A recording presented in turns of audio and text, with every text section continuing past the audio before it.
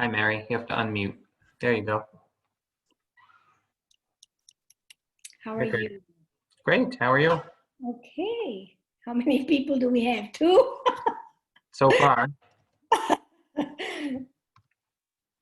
but we're early. It's 10 minutes early.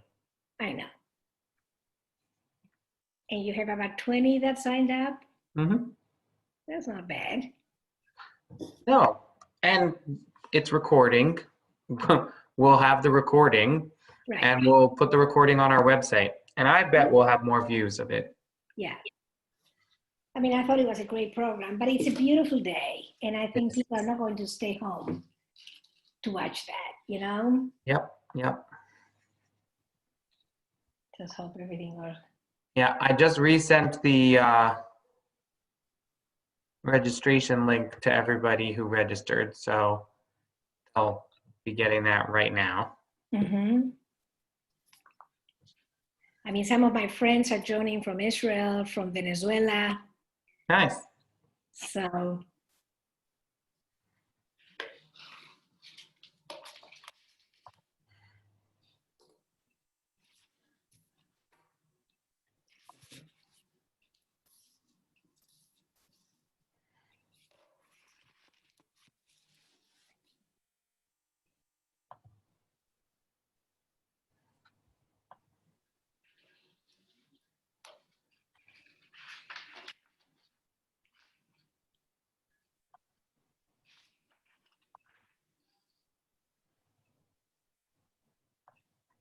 How are your son and daughter-in-law?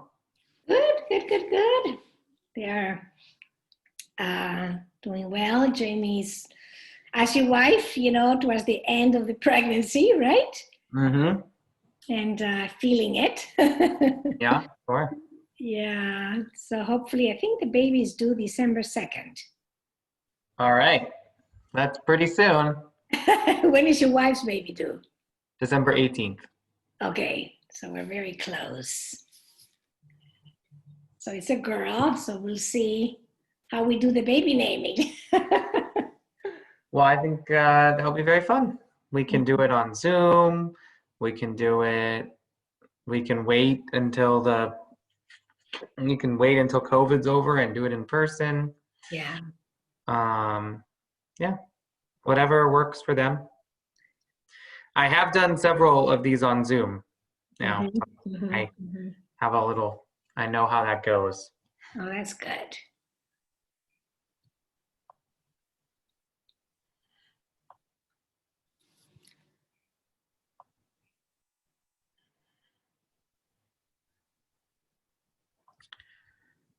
Yeah. I'm hoping that Joseph logs in. Well, he's one of the registered people. Yeah, that's good. And Shira Wolf as well? Mm-hmm. Good.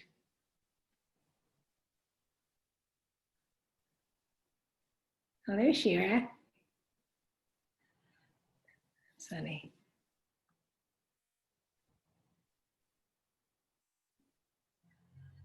Hi. Hi, Shira. Thank you for joining us. This is Mery, Rabbi Spitzer. Hi. Sorry, I don't have my camera on. I'm like very ready for bed already. That's okay. It's very late where you are. Yep. But not the latest one I've joined, so. Oh, that's good. How are you guys doing? Good. It's a gorgeous day here, a gorgeous fall day. I'm so jealous. It must be so pretty up there. Yeah, it's very beautiful. So where are you from, Shira? Queens. Oh, okay. That's good. Yeah. So. That's New York area. Yeah, that's great. So it's a beautiful day, and we're thinking that a lot of people who would have joined are probably out and about, you know, enjoying hikes. So our attendance may be limited. The attendance of this program may be limited. All right. Well, whoever's able to come, that's what's important. Hi, Elaine. There's my cousin. How are you? That's great.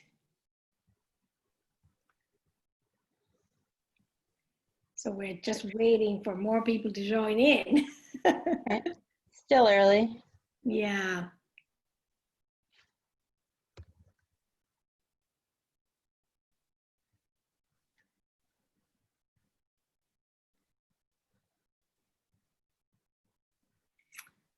And I see someone with an M, and I'm wondering if that's my cousin from Venezuela.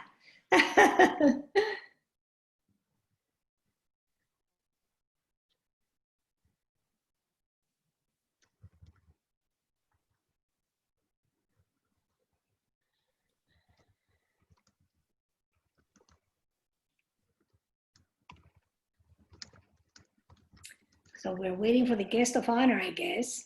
Yeah, let me go That's find okay. out where he is. We have a few more minutes.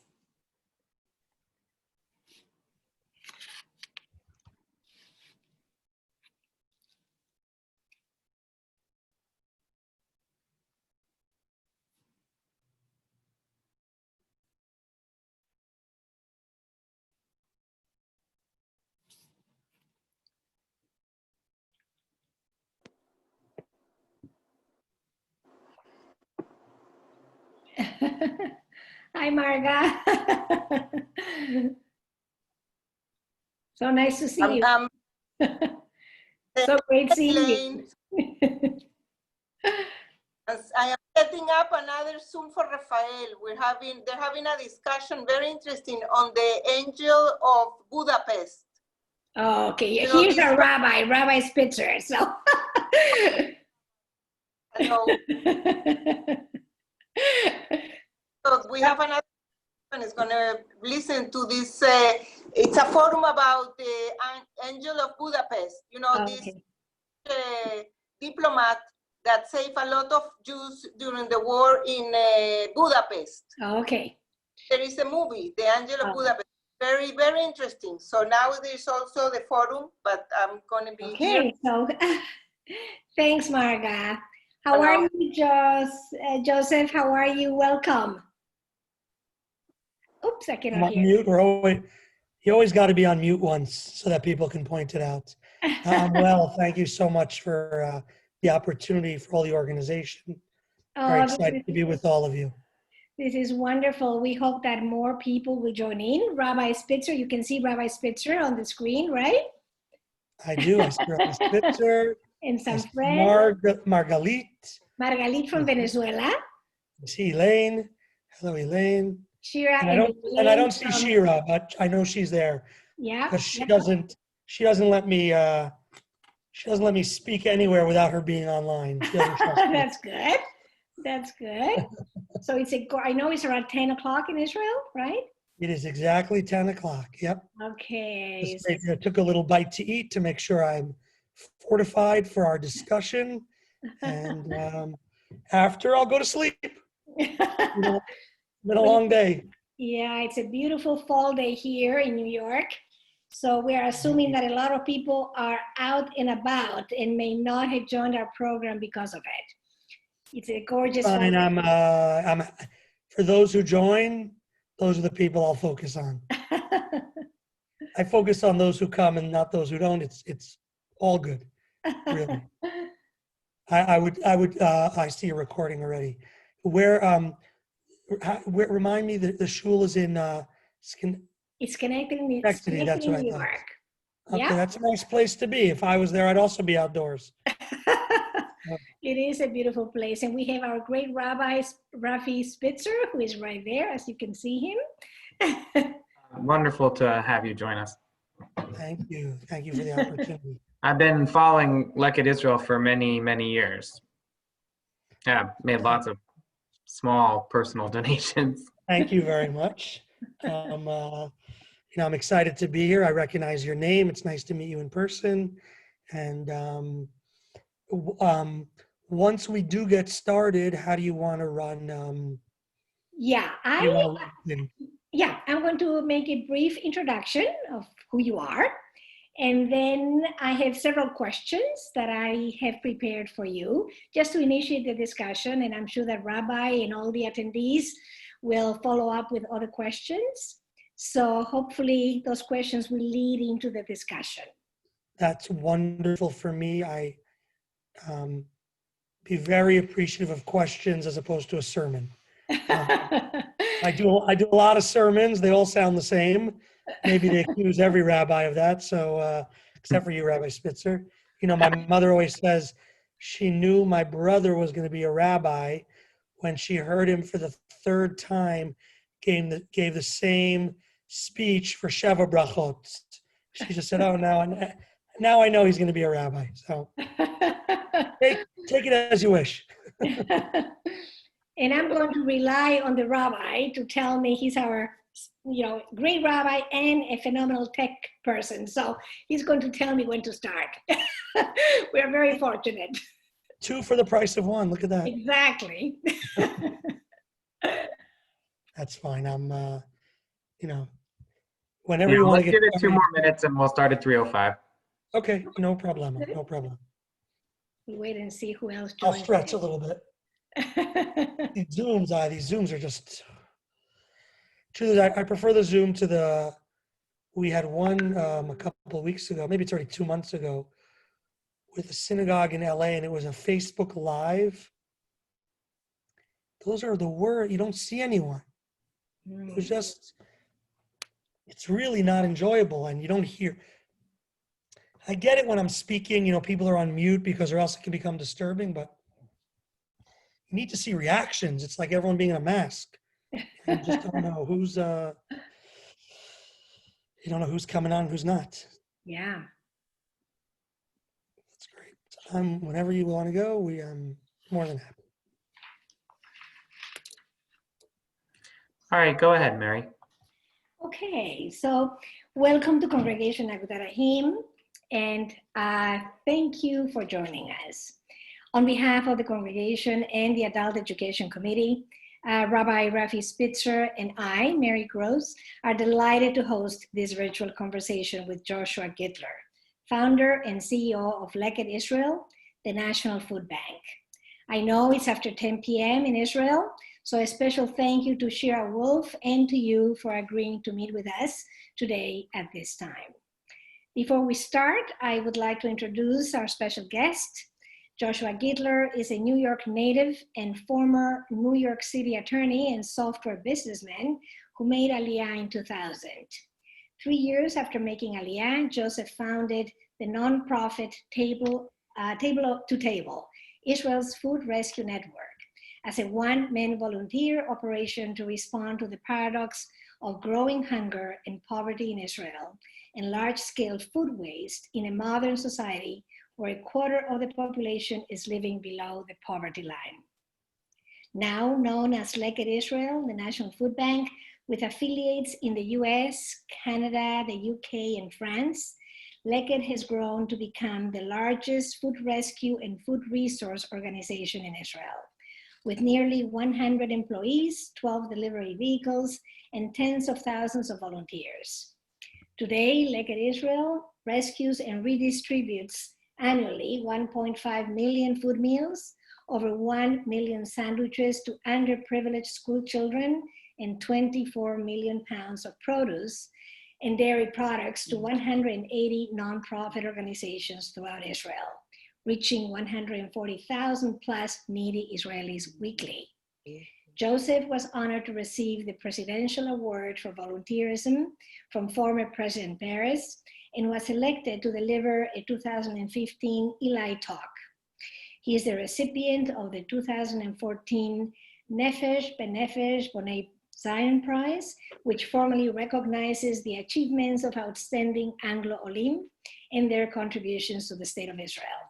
Joseph Gitler has been recognized as one of the 50 most influential Jews in the world. Joseph is married to Lila and is the father of 5 children. So welcome again to our program. Thank you. We're delighted to have you. This conversation is so timely, considering that the Nobel Peace Prize was granted to the World Food Program. So let me start the conversation with perhaps asking you if you can tell us how Leket is operating today during this pandemic and the current lockdown in Israel. Okay, well, first of all, I want to thank everyone for being on and for the opportunity to be with all of you this evening. I know I look a little bit tired. It is a bit late, but you know, no, what do they say? I'm like the U.S. Postal Service. Doesn't matter. Or what the U.S. Postal Service used to be. Now I know everyone's complaining about it. I'm like Amazon, okay? I show up at any time. No matter what time you tell me, I'm Amazon. So thank you for the opportunity, Mery and Rabbi Spitzer and the congregation for allowing me on, and for your support and for learning a little bit more about Leket. And thank you for the very warm introduction. So I guess, it's interesting. You're starting at the end, which is nice for me because that's a little bit different as opposed to starting from the beginning, which the fact is that's history. Let's rather talk about what's happening today. So we'll start with the lockdown. And frankly, even though I live here and I'm experiencing it, I think most of you who follow the news in Israel, we all read the same websites. So whatever I'm reading on JPost, Haaretz, Times of Israel, you're reading the same things. Maybe I read a little bit more in Hebrew than some of you, but essentially we are slowly coming out of our lockdown. Actually, today was the first day where the limitations on travel were removed and some of the younger kids were allowed to go back to school, and restaurants are now allowed to do takeout, not just delivery, meaning a place like a falafel shop, which might not see the point in opening up. Now it might be worth it for them to open because people can take takeaway. Small businesses that are not customer facing have reopened. And a lot of businesses are also open when they're not supposed to be because people are drowning. It's been a very hard month. Unemployment in Israel right now is probably about 12%. And while that may not sound like a disastrous situation, before COVID started, it was 4%. So 3 times as many people are unemployed. Yes, if the numbers stay low and the economy slowly reopens over the next few weeks, more and more people will get their jobs back. But no matter what, even the most rosy forecasters don't see an unemployment rate in Israel through the end of the year of less than 8%. So 8% is, I don't know, it's 800,000 Israelis out of work. So it's a scary situation. And, the numbers are probably worse than we think because we have certain communities who maybe aren't getting tested when they're supposed to, no different than you're facing, unfortunately, now in the United States. So that's the situation. Look, I think, personally, if I think about it, it's like anywhere else in the world. If you have your health, you're okay. If you have enough money in your bank account to buy food, you're okay. If you have a spacious home with a garden, so being in lockdown, it's not the end of the world. It really isn't. I've done 2 lockdowns now and 2 quarantines. One in Israel, one in Toronto, when we went to visit my wife's parents. And if you have space, it's not a hard thing. My kids, it's an interesting, unfortunately, it's not an experiment we wanted to have, but it feels like an experiment. We're all seeing how much time we can spend at home. And for those of us who are fortunate, it's not that difficult. And even I think of my children, my younger children, my oldest is 22, but my youngest children are 10 and 13. Yes, they're not in school. School is on virtual. And it's not pleasant. But as I said on an earlier call today, my father-in-law, who's 85 and was a refugee from Poland during the war, he reminded us that in 1st grade, he was in Poland. 2nd grade, he was in Ukraine. 3rd grade, he had no school. 4th grade, he was in Kazakhstan. 5th grade, they had made it to Canada, but he wasn't ready to go to school yet. And in 6th grade, he was in English in Canada. Somehow, despite all that, when he was 21, he was chosen to be a Rhodes Scholar. So, his point, obviously, he's a very smart guy, okay? But his point was, you'll figure it out, guys. Stop getting so excited. You'll be okay. So that's really where we are personally in the state of Israel and as a family. there are a lot of protests against the prime minister. And as we know from everywhere in the world, it's very easy to be in the opposition and to complain about the decisions that have been made by the government. It's a really tough time to be in government anywhere. I'm not giving anyone a free pass, but I have a little bit of sympathy for maybe not in the US, but in other countries where people are really trying to make a difference in government, and the decisions are just impossible decisions. With whatever you do, you're never going to be right. So that's a bit where I am personally. When it comes to where Leket is, so it's an interesting situation for Leket. Our two main projects that we do, one is working with the industrial food, I'll call that the hotel industry, the Israeli army, corporate cafeterias, events, restaurants, to make sure that all their excess food doesn't go to waste. That's one of our major projects. And our other major project is working with the farming community and the kibbutzim and the moshavim and the supermarkets to make sure that their excess crops don't go to waste. And now we'll come back to it in a minute, the reasons, but what's happened to us since COVID really hit in the middle of March is that in our cooked meal project, which was going swimmingly, we were up, at the beginning of March, we were up to an average of about 10,000 meals every single day that we were rescuing, which is a huge amount of meals. In the millions of meals is what we were hoping to distribute this year to the 200 not-for-profits in Israel that we distribute to. We're not a religious organization, even though our name, Leket, harkens back to, the gleaning commandments in the Bible, and leaving a corner of your field for the poor.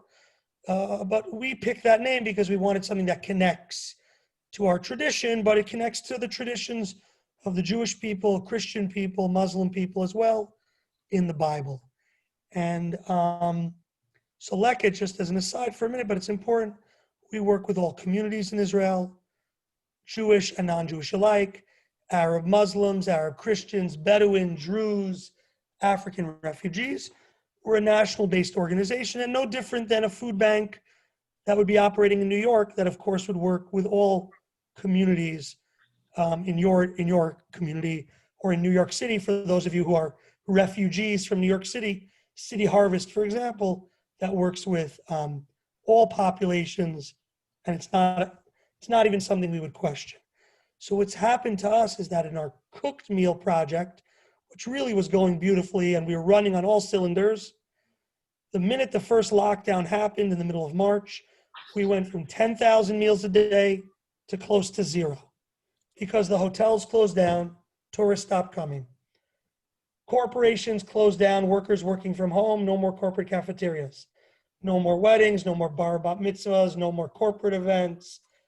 Even the army, which continued to give us some food, a lot of the army meals, instead of being served at a buffet, they started to also serve individual meals to the soldiers. And if you understand how we work, what Leket really is we're just an organization taking advantage of the food culture. And the food culture in countries like the US and Canada and Israel is bounty. What do I mean by that? Expectations. When you go to a hotel in Israel, or when you go to the Caribbean and you go to Sandals, all-inclusive resort in Jamaica, okay, or you go on a cruise, it's all you want to eat all the time, unlimited. And so the structure, whether it be in the hotels or the corporate cafeterias, as two examples, is that if you're the first person at the buffet or the last person at the buffet better look great if you're the first person, and it better look great if you're the last person. And so this culture has arisen where at the end of the buffet, there's still so much food left over. And Leket exists, as do many of our partner organizations around the world. We exist to make sure that that perfectly healthy, safe, and nutritious food doesn't go to waste. So what we've been doing since March, when things really dried up, we had a little bit in the summer when the hotels opened up, but overall it's been a drag for the last 6 months. Huge amount of demand, increased demand, no meals. So since March, we've been purchasing meals, primarily from businesses that normally give us food for free. So it's really a beautiful win-win, helping them stay afloat, giving them some support, helping them pay their employees while feeding the poor at the same time. So we've been able to purchase through incredible generosity of old donors, new donors, Israelis, Americans, Canadians, Brits, everyone around the world. We've been able to purchase and distribute over 1 million meals since March, which I never imagined that was a possibility. Because as you would imagine, it's a much more expensive proposition for us when normally we get all our meals for free. We have logistics costs in collecting the meals, but normally it costs us about $1 to rescue and distribute a meal to one of our 200 partners. Now it's costing us about $5 to do the same thing because of the purchase element. At the end of the day, that was the right decision to make because we have goodwill, we have a lot of people in need, and thankfully the decision was correct and our donor base has come along with us for that ride. As you can imagine, the early days of the war are easy. Now we're in a war of attrition, and the kind of solidarity and philanthropy that we saw over the first few months, none of us are certain if that's going to continue, if this goes on for another year, 2 or 3. So we're going to do the best that we can for as long as the situation continues. The flip side, the inverse, and then I'll take the next question. Yes, this is a long-winded answer to your question. The inverse is actually what's been going on with our work with farmers. Unfortunately, the pain that the caterers are feeling has translated to pain for farmers. If you're a farmer who specializes in selling to the hotel trade or to restaurants, or if you're just in the type of business where, maybe you're not selling to the big supermarket chains, so your customers have pretty much disappeared. And so while Leket was this year probably going to rescue somewhere around 15,000 tons, which is over 30 million pounds of fruits and vegetables, we've been getting offers of so much more than we used to. And now we're looking at something closer to 50 million pounds by year's end of fruits and vegetables, which is an absolutely staggering amount of crops that we hadn't budgeted for, never imagined distributing so much of it. But we've picked up our game. And it's also, I should explain, Leket usually has about 1,000 volunteers a week, helping us either pick in the fields or pack in our warehouse.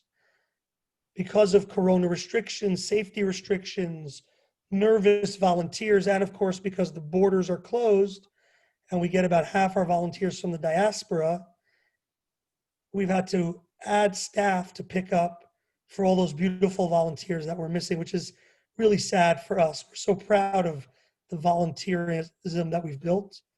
And I look forward to seeing all of you volunteering here when the borders open up, which better be soon, because we miss all of you over here in Israel. I said enough. Let's have some more questions. Joseph, when you talk about volunteering, here we are in New York. I mean, how can the diaspora help as a volunteer? Right. So, look, first of all, I would say to you that there's lots of need in your own communities. Okay. So let's not forget about Schenectady and the neighboring parts. I don't know much about Schenectady. I think I was there once. Right. Hudson Valley, Hudson River. Or am I wrong? Valley going south. Okay, no, my brother bought a house, luckily for him, a few years ago in West Shokin, New York, which is where the biggest reservoir is for New York City. Now it's amazing how much people are offering him for his house now, because people are desperate to get out. Uh-huh. But so So I think, first of all, because you are there, let's not forget about the people. There's so much need all around you, and let's make that our top priority. Outside of that, really the best ways to help Leket right now are twofold. One is help spread the word. So all of us have social circles. All of us are affiliated with people who may be part of other communities. I don't know where you're from originally, Mery. I was trying to guess, but I gave up. So, I'm from Bolivia. Yeah. Bolivia? Yes, Yep. Wow. I'm not sure I ever met anyone from Bolivia before. No, Yeah, you have everyone on the call has very interesting names. I'm looking. And Margalit, I've never heard your last name before. Margalit Goyman, and Right. she's my cousin, and she lives in Venezuela, in Caracas. You live in Venezuela. You're in Venezuela now. Yeah, I think she's muted, but she lives in. Okay. Wow. And Yeah. Elaine, Van Duren, that's a cool name. I'm not used to anything like that. So Yes. you have a very international crowd on this call. So I think one real way of helping us is spreading the word, letting others know about what we're doing, so we can do calls like this with them, Zoom with them, just giving us the opportunity to introduce ourselves to them. That's number one. And of course, and I hate to always say it, money is always helpful. And sometimes money is the only thing you can do. Because, look, you said Margalit's in Venezuela, right? If we ask people in Venezuela, what do you need right now? Hopefully not Margalit. They don't want everything. They don't want people shipping, right? Dollars, right? Exactly. Yeah. Everything, right? And as difficult as things are in Israel, I know that in Venezuela, things are tragic, okay? Mm-hmm. So, tragic. yeah, and it's sad, it's devastating to read about, and that's an example of, so I think Margalit unfortunately got frozen. They need better internet also, unfortunately. By the way, I should keep my mouth shut because the minute I say that, my internet's going down. So I think really spreading the word, considering us for support, and we'll of course Shira will put in the chat some of our campaigns and and I'm sure the rabbi will share it with the synagogue when you share hopefully this recording to the people who chose a beautiful fall day instead of me. I'll remember them, don't worry. What we say to those people, by the way, what we used to say to those people is, people who sign up for something and then don't show up, you say you have to add an extra 0 at the end. That can be your message to them, Rabbi. I don't know how well it's going to go over, but if it sounds like you're very beloved, so I think you can probably do whatever you want. So, yes, he can. Mery, what other questions do you have for me before we ask others? I really appreciated what you said about focusing on our local need and also acknowledging the need in Israel. That's definitely what we do as a community. It's very important, and we're actually working right now to organize more volunteering of our youth and our adults at the local food pantry in the Schenectady Community Food Pantry. And I think, in bringing you to talk, that part of my hope was that both would be raised up by thinking about this need.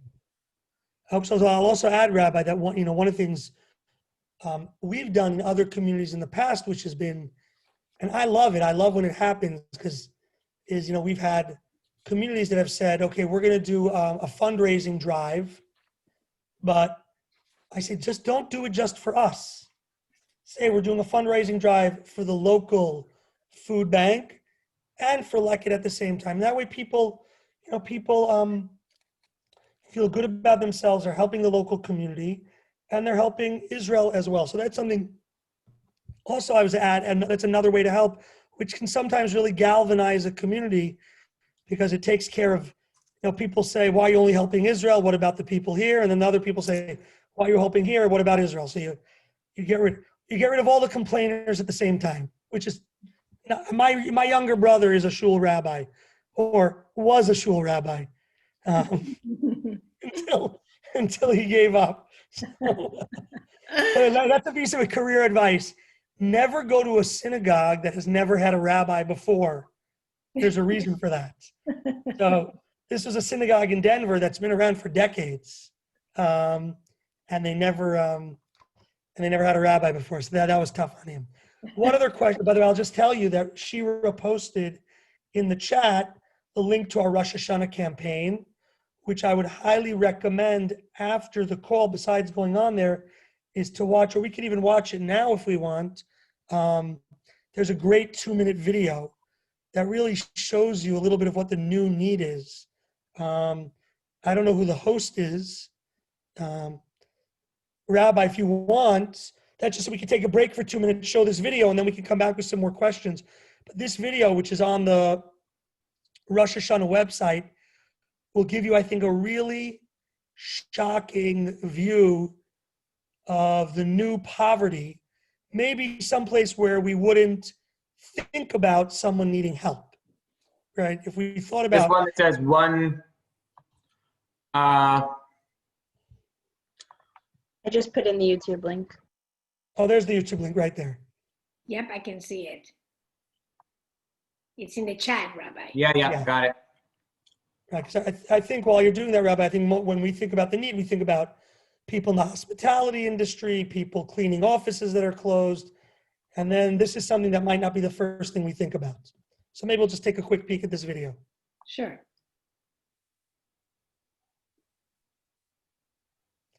You have to make sure you're not on mute, Rabbi. Sorry, I'm not sharing I pressed the wrong button. Hold on one sec. No, we saw the screen, we just didn't hear it. Yeah.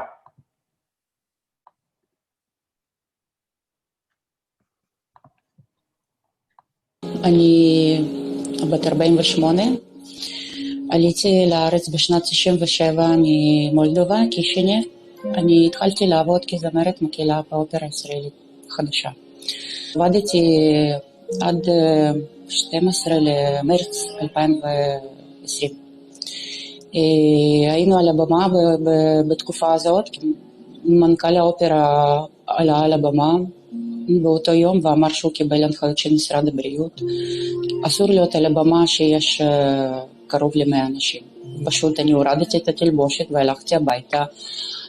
הייתי מאוד עמומה מהסיפור הזה, אמרתי, מה עושים עכשיו, כאילו, איך מנהלים את החיים? אז הגעתי למצב שאין כסף לקנות אוכל. אז בהתחלה קיבלתי את זה די בסדר, אמרתי, טוב, יש לי משהו בבית, כאילו אני פשוט ירחיב את זה עד כמה שאני יכולה. היה לי כזה גם כן מצב שלא אכלתי רצוף כמה ימים, כאילו, בגלל שהכסף נגמר וגם כן האוכל נגמר. התביישתי לבקש עזרה. פנו אליי גם כן עם תמיכה ועזרה מחברת לקט ישראל. הם הביאו לי אוכל וגם כן הביאו לי ירקות. ירקות מאוד יפות, בגודל מלא, אני זוכרת איזה קישואים ועגבניות, וממש כאילו כשהייתי בשוק ממש שמחתי לקבל את זה. אני פתאום מרגישה שאני לא לבד, אני לא בודדה. היחס הזה דרך האנשים שלא הייתי מכירה, ממש אני... רגע.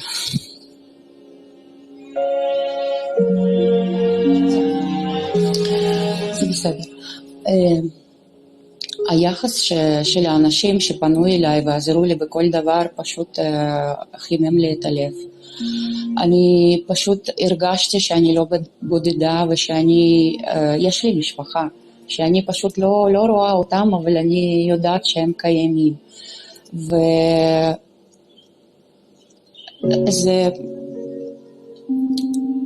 בשבילי זה מאוד יקר.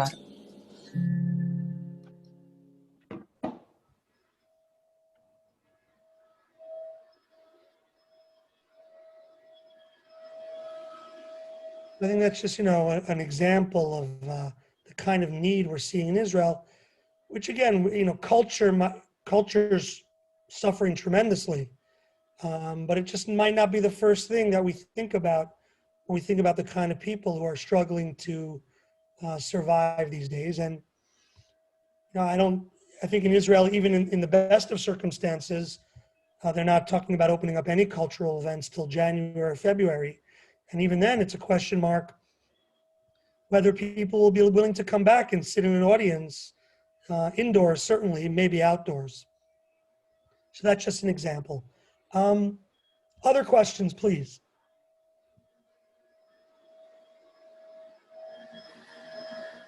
Sorry, I was on mute. That is a very touching video. Thank you for sharing. I was just wondering, I don't know, I think on the website, on your website, it says that you have 100 employees. And I was just wondering whether because of the pandemic, you have had to lay off some employees. No, actually, I'm very thankful that we haven't. And I think the reason that we haven't is that we've been incredibly busy for the past 6 months. An organization which is feeding, it's a weird situation. Everyone's worrying about what's going to be tomorrow. Maybe I should lay off staff, conserve money for the future. But if you think about an organization feeding the poor, actually needs to double down now. We need to grow. We need to feed more people, hire more people, raise more money, because we're getting slammed every day by people asking for more support. Mm-hmm. So we haven't let anyone go. We've had people who've had to reassign their jobs because, for example, we have a number of volunteer coordinators. We don't have that many volunteers coming in now.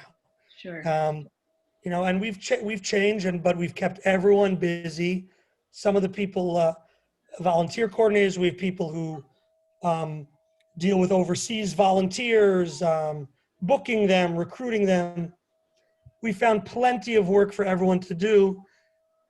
A lot of it because we've been inundated with support over the past 6 months. So there's been a lot of bureaucratic work around that. But the more employees Leket has, the more food we are distributing to the poor. That's really because we don't buy, what people sometimes forget is a soup kitchen, they spend their money buying food and cooking it, right? What we do is we spend our money on trucks, gas, logistics, insurance, people. So if next time we speak, I tell you I have 200 employees, that means we're probably giving out 2 or 3 times as much food as we were before. That's the key to our operation. And I actually think it's beautiful. We spend most of our money on, hiring people, which we're not an employment agency, but I love the fact that that's where our budget goes.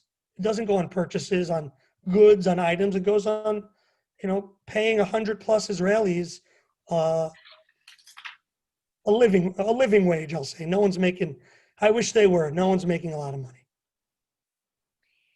You did cover how Leket rescues, I guess, the food, or maybe you can expand on it.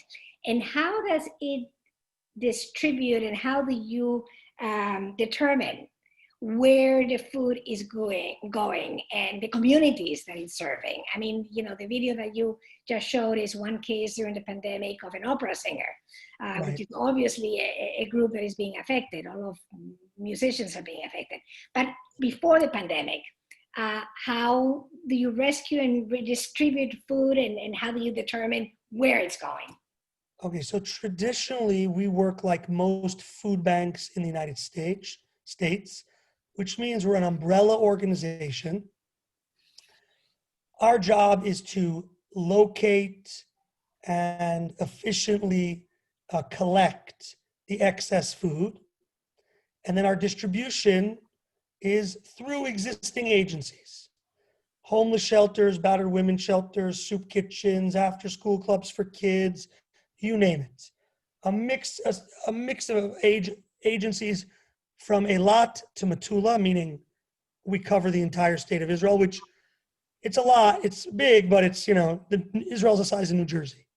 Okay, so it's not that big. And we, as I said before, we work really with all communities, Jewish and non-Jewish alike. But I think you hit the nail on the head, Mery, and that is the most difficult thing that we do is deciding who to give the food to and how much to give to them. Because it's an impossible situation. There's always a waiting list. Everyone always wants more. Everyone always needs more. And we work very hard. So first of all, how do we decide who gets the food? First, there's basic bureaucratic issues. Register charity. Where are they getting the people from? We want to see the people coming from the welfare departments. We want to know the people are being checked out.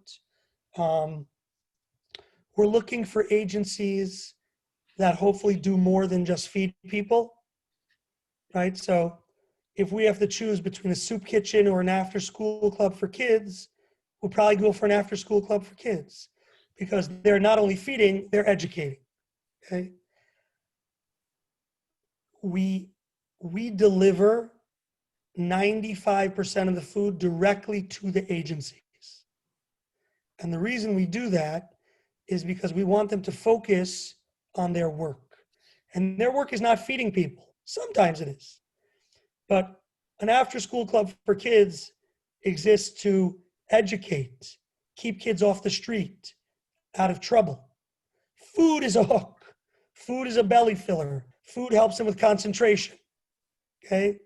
But what we're really after is giving them hope and giving them an education.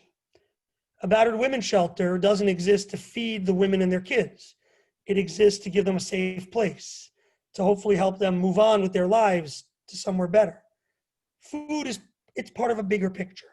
And that's really what we're after. We're searching for agencies that give us extra mitzvot, right? I love feeding people, but if I know I can feed someone and educate them as well, lucky me, that's what I'm looking for. So we don't charge any of the agencies anything. And that's very typical food banks in the United States.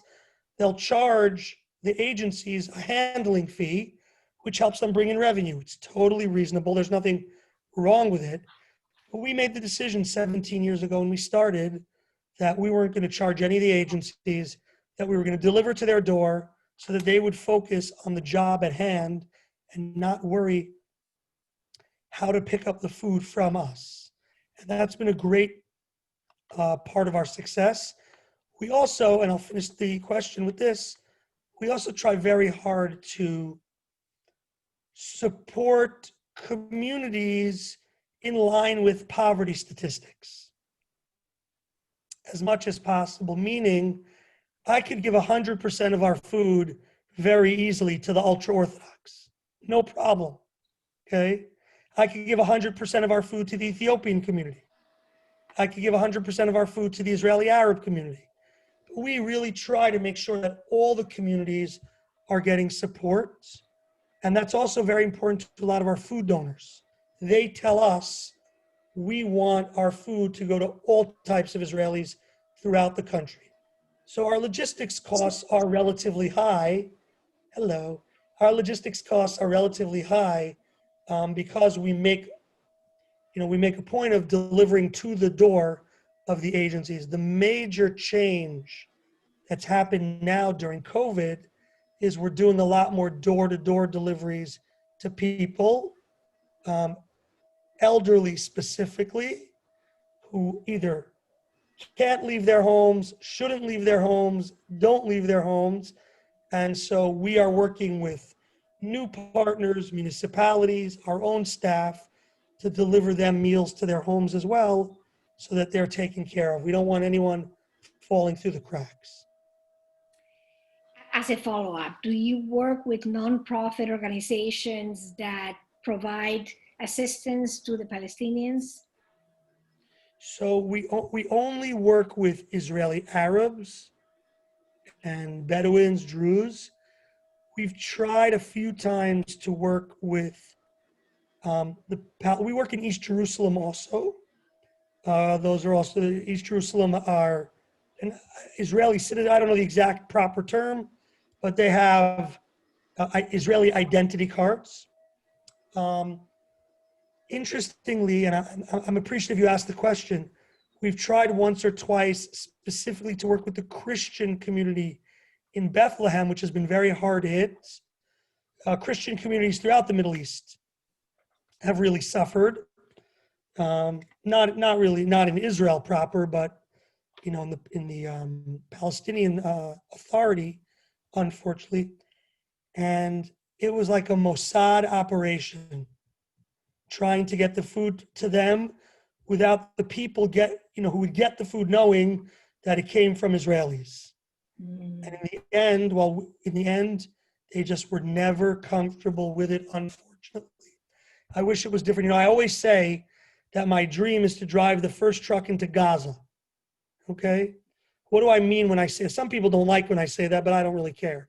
I've been at this long enough. When I say that, I mean three things. Number one, if I'm driving a truck into Gaza, it means we have peace.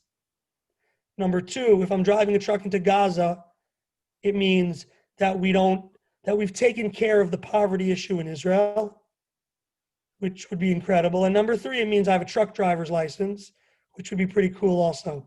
I don't have one right now, and I'm not planning on it. I guess I have another question. Do you work with the Ministry of Agricultural and Rural Development? We work with many of the ministries. We work with the Ministry of Agriculture on a number of levels, some of it being financial. We get funding from them. Okay. And we work with them on policy, and they come to see what we're doing. They're a good partner. We also work with the Ministry of Welfare, Ministry of the Environment. We work with many different Knesset members as well on all types of issues. Well, now that the Nobel Peace Prize was awarded to the World Food Program, that highlights Leket, I guess, indirectly, right? It does. I'm actually on the board of something called the Global Food Bank Network, which is based in Chicago, and we're one of the more sophisticated food banks.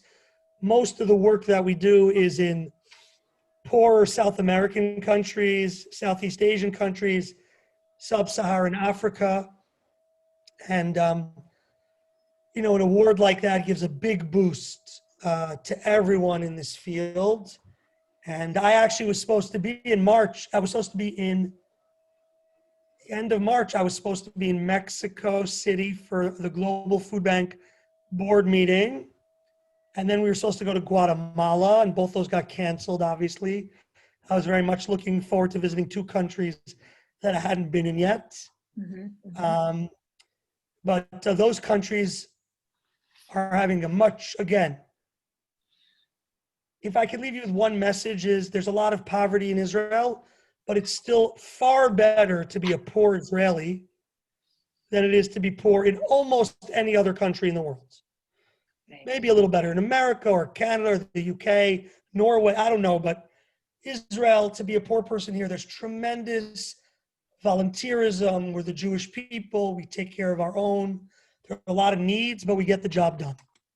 Mm-hmm, mm-hmm. Rabbi, I'm willing to open up to anybody else who has questions, and if not, I'll follow up with some others. So, Rabbi, you're good. I like you. So, Rabbi, if you want to open the mic to anybody else who may have a question. Yeah, does anyone else have a question? I wanted to ask you, Joseph, do you have any relation with this organization, gleaning.org? Gleaning.org, that's a great question. While you're speaking, while you're asking the question, I'm gonna open it up. You would expect me to know something like that. Let's see. No, it's because we work, Gleaning.org, because we work with them. It's a Canadian and American organization.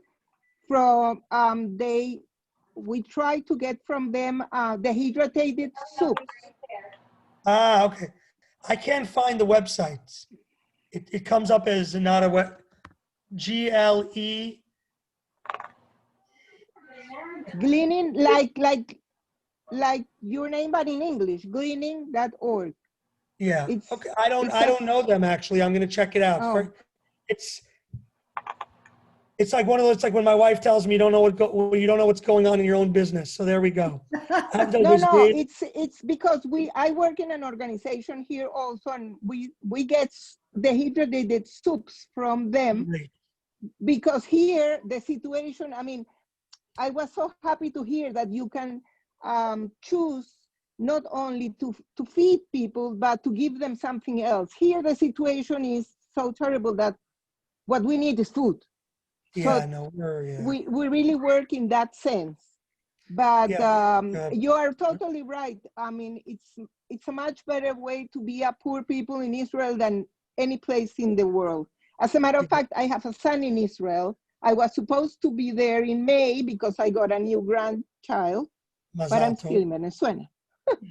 Well, we hope you'll get out soon and be able to see your son and grandchild. I hope so. Yeah, that's we need to open up here, so I really hope it's going to happen soon. So Joseph, have you gotten a lot of media coverage as a result of the Nobel Peace Prize? Because you are? Well, that, Shira could answer to that. Shira and the rest of her team do an amazing job getting us publicity. I can't even count the amount of times I get interviewed, go on radio state. In fact, I'm happy it got canceled in the end because I'm a bit tired. But I was supposed to actually be on some radio show in Minnesota tonight at midnight.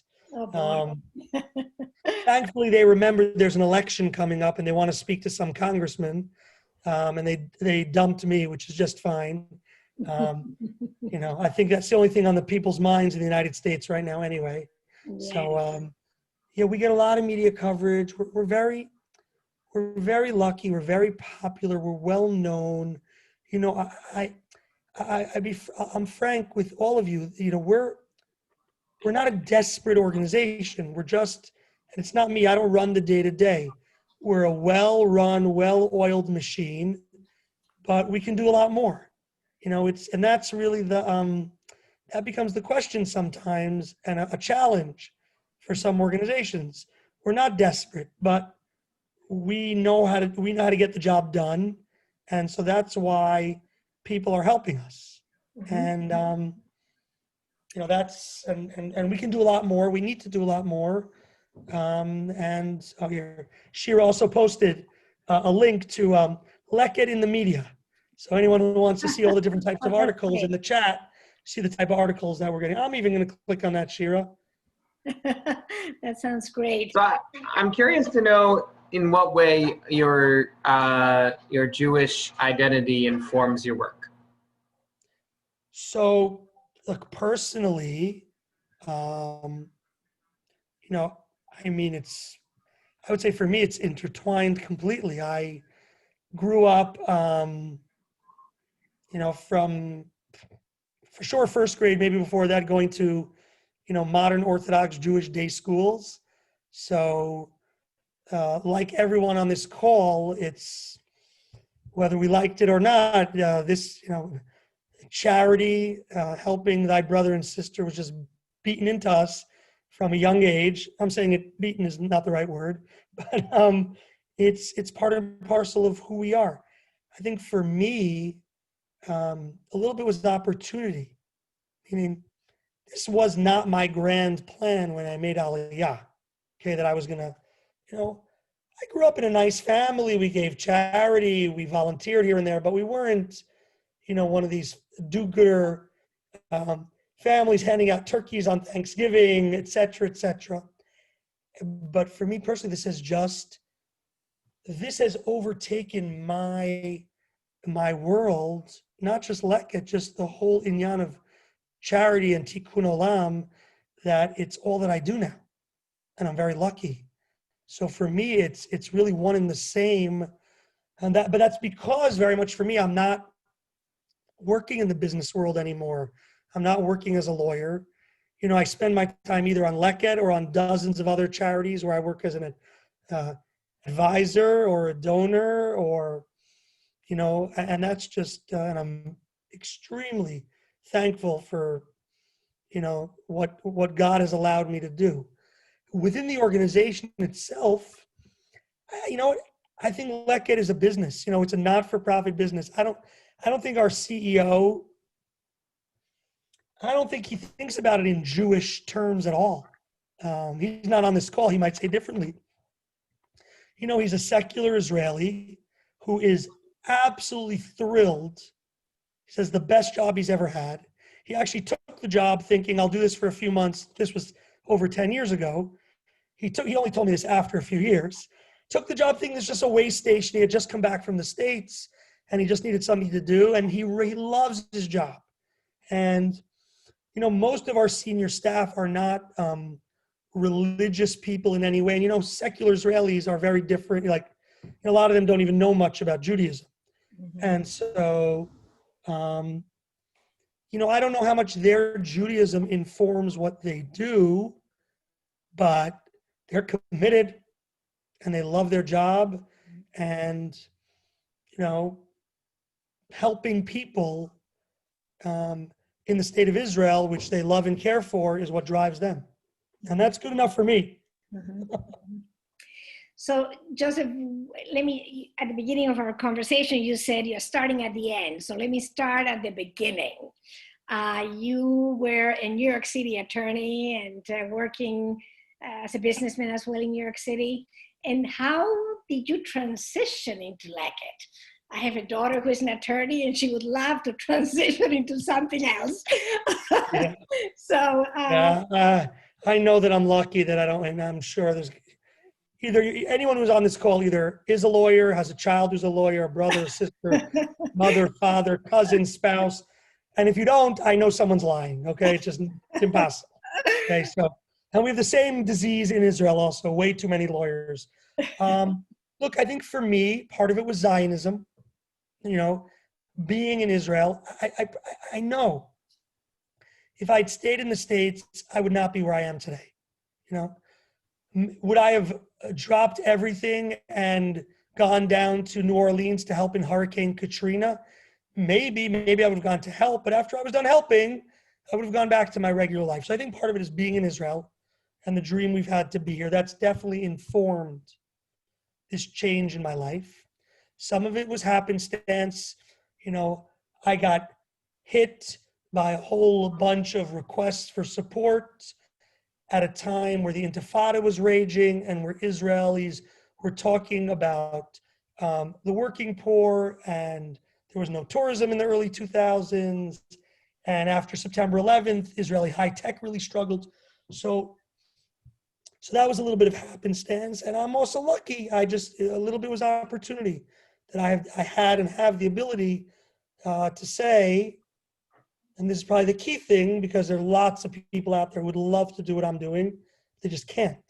They can't drop everything. They can't take a chance like that. You know, and I understand that. And I was just able to do that. And that's been, you know, that's really been maybe the most important of everything, is the opportunity to do this. The fact that we've been successful, that we've hit a home run, you know, that makes it all the more gratifying. But I understand that a lot of other people who would have been more than thrilled, like your child, daughter, you said? Daughter, like yeah. Your daughter who would, you know, I'm sure tomorrow if you said to her, you don't have anything to worry about, I'll take care of your finances, and you do whatever you want to do in the charity world, she'd run to that. Not everyone gets that opportunity. Well, I want to open the floor to anybody else. I know it's close to 11 o'clock in Israel. I don't want to keep you up all night. But if there are any other questions that anybody would like to ask to Joseph, this is the moment.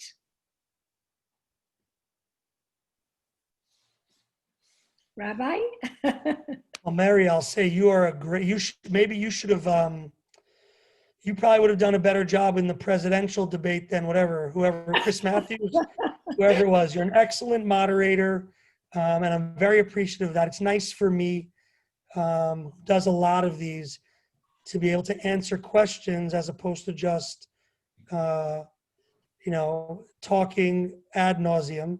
So I'm very appreciative, and I'm appreciative also of the fact that you were well prepared, and I really do. I really appreciate that. It wasn't just off the cuff. So I thank you for putting in the time and the effort to make this call a success. It's really appreciated. Thank you so much. I know that the Rabbi is recording it, and I think he's going to put it on our website, right, Rabbi? Yeah, that's the plan. And and we'll definitely send out the link. Once it's on the website, we'll send out the link to everybody who registered and didn't come. And also it will be in our newsletter for the next couple of weeks. So people people who didn't even register will be able to click on the link. And you can also include mine and Shira's contact information if anyone has additional questions. And if anyone wants, if there's anyone who wants to speak to us privately, with pleasure, we're here to please. Happy to do that, and thank you so much, both of you, Shira and Joseph, for being willing to share of your time and your vision with us. Thank you very much. It has been a pleasure working with Shira and talking to such a charismatic leader as you are. Thank you very much. So we enjoy your day. It's getting late, so get outdoors now. And I look forward to greeting you in person one day in the fields. Thank you, everyone. Have a wonderful day. Thank you, Mery. Keep up the good job, the good work. Thank really, you so much. Really. Thank you for amazing work. Thank you. You'll hear from me. In Venezuela. You'll hear from me when I'm in Israel. I look forward to it, Margalit. Toda rabba. Bye, everyone. Okay. Bye. Bye.